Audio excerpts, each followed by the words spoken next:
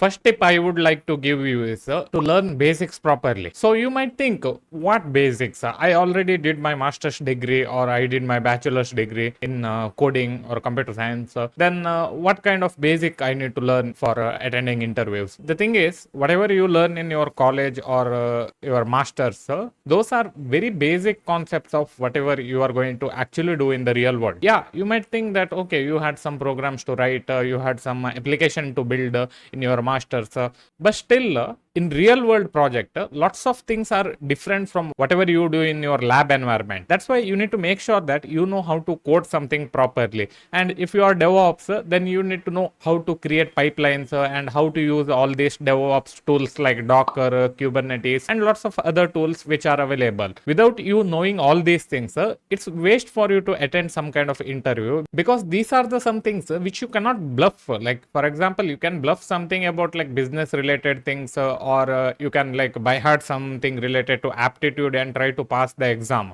But when actual interviewer asks some question in your technical round, or when you already got the job and when you're actually working in the job, that time you need to know the basics. It's not like you need to know everything about the job and you should become expert whenever you're just joining. That's not how it works. But knowing basics, it's something which you can learn and you can prepare yourself before you actually enter the interview or even get the job. Second tip would be build more projects. So I know you have built one project in your college days, or maybe 2-3 projects if you are good at it, but that's not how it works. At least 5 to 10 projects you need to have in your portfolio. And lots of people who are interviewing, they always wonder whenever they are reviewing some kind of resume, or whenever they are like looking at some candidates, people are not building project as much they want to build. Thing is, when you build one project and when you actually release it somewhere, it's a proof of concept that yes, you know something. Instead of telling that I know Android programming,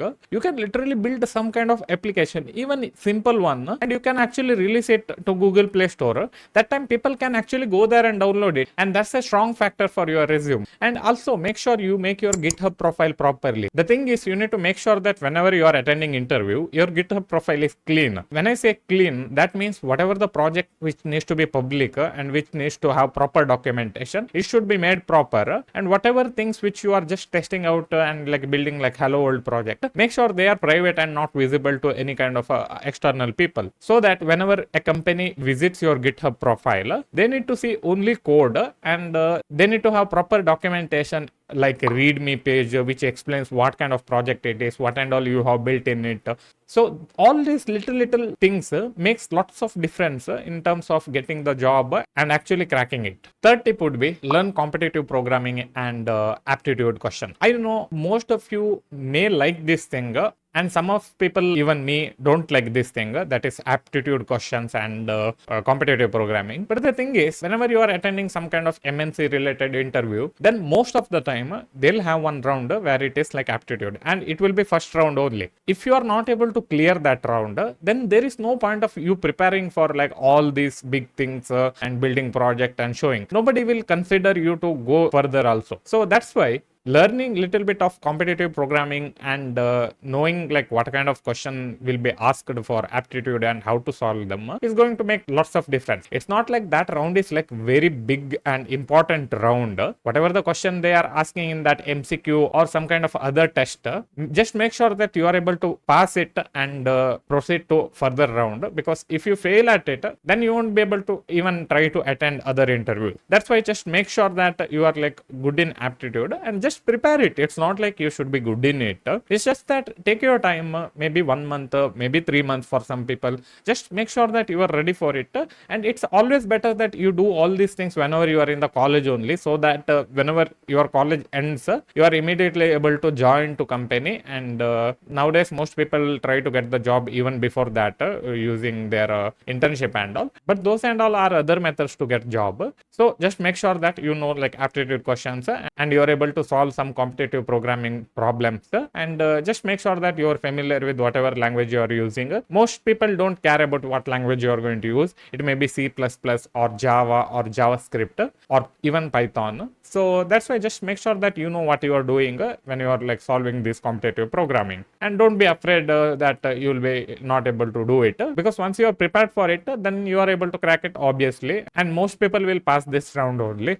So don't worry about it. Fourth tip would be apply as many places as you can. Most people do this thing, like they apply for 10 jobs and they are like, oh my god, I applied for like lots of jobs and I'm not getting. That's not how it works, especially during market like current age. Economic conditions are not so great in most of the countries. So you need to increase your chances by applying to as many job positions as you can, and just apply to lots of companies. Every day, wake up and apply for 10, 20 companies. At least some of them will call you back and you will be able to get the interview. Your goal should be to get the interview whenever you don't have that thing. So apply as many jobs you can, and some of them will surely call back, no matter what kind of economic condition might be out there, and hiring freeze and all might be going on. That will only happen if you try to apply to so many jobs.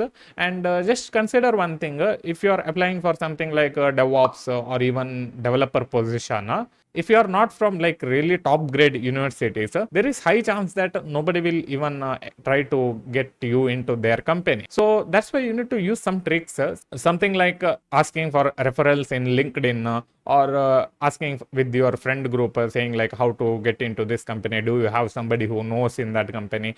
It always helps. And also whenever you are applying for these kind of top level jobs, just make sure that you try to differentiate whatever the role you are trying to apply. For example, if you are trying to apply for like a developer position, then don't think that there will be like jobs something like without experience for freshers in big companies. There might be, but it's really rare. And whenever you are saying it, they'll ask like 2 to 5 years of experience. When they ask all those experience, try to apply for some related position which is like having for freshers, so that you can like enter into that company, get paid. During that, you can build your network and make sure that you are able to jump into other positions by showing your talents, rather directly trying to get experience for like 2 years or 5 years whenever you are just fresh. That's very difficult and might not be possible. Final and fifth tip would be to just make sure that you know what kind of position you are applying for, and just make sure that you discuss your salary and your expectation with the company